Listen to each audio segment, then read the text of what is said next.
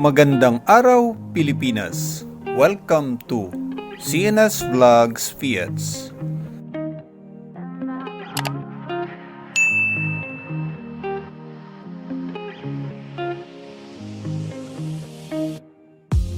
Magandang araw, Pilipinas! Saan mang sulok ng mundo. Buenos dias, buenas tardes, amigos. Good morning, mga katropa.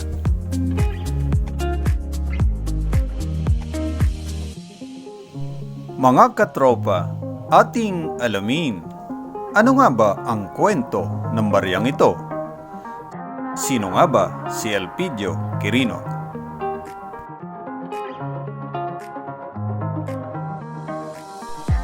₱2 commemorative coin.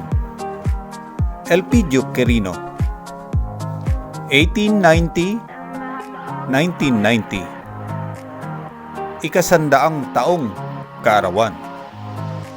At ang likod, Republika ng Pilipinas. Seal of the President of the Philippines.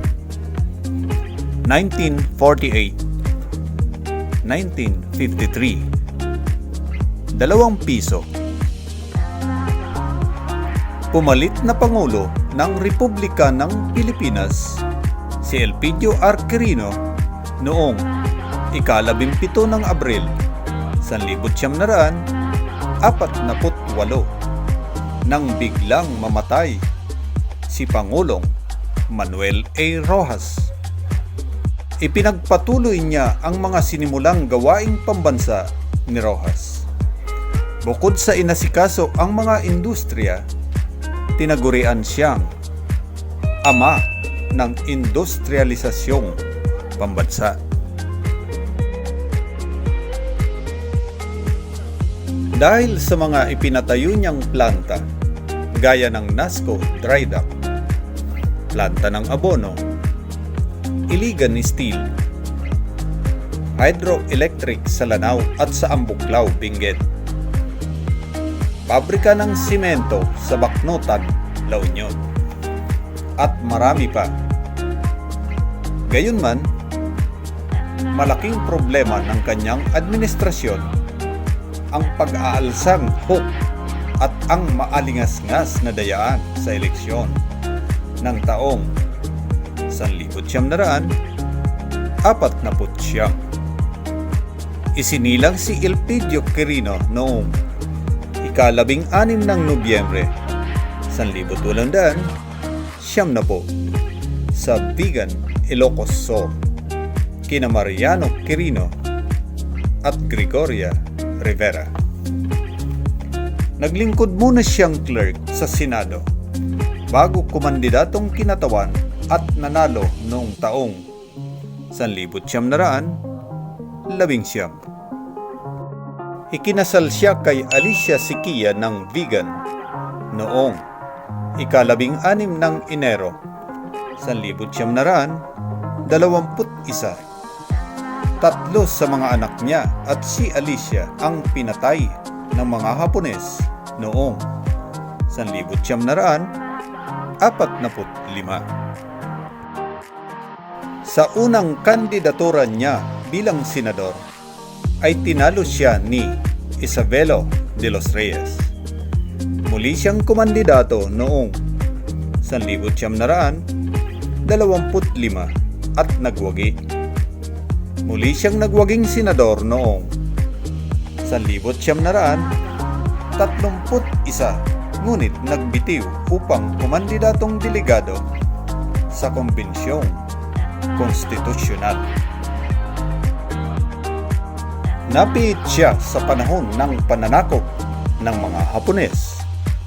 Noong Hunyo 1945 ay nagmeeting ang Kongreso at nahalal si Manuel A. Roxas na Pangulo ng Senado at si Elpidio Quirino bilang pro tempore.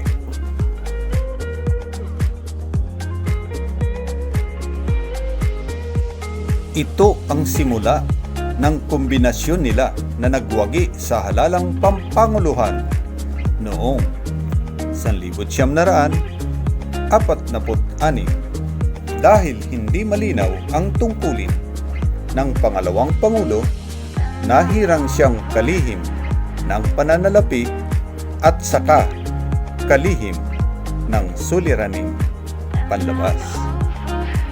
Dahil sa pag-aalsang hook ay hinirang niyang kalihim ng tanggulan si Ramon Magsaysay.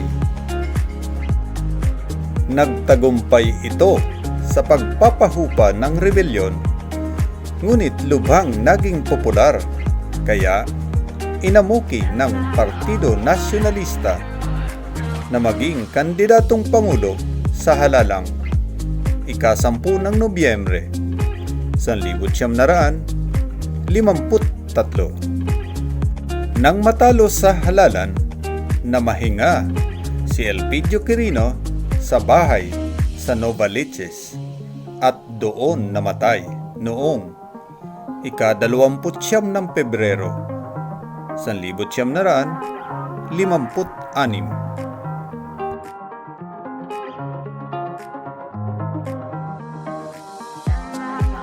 Mga katropa, tandaan, sino si Elpidio R. Quirino?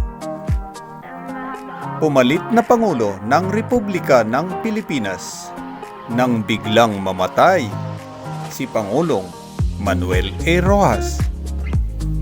Ipinagpatuloy niya ang mga sinimulang gawaing pambansa at tinagurian siyang ama ng industrialisasyong pambansa.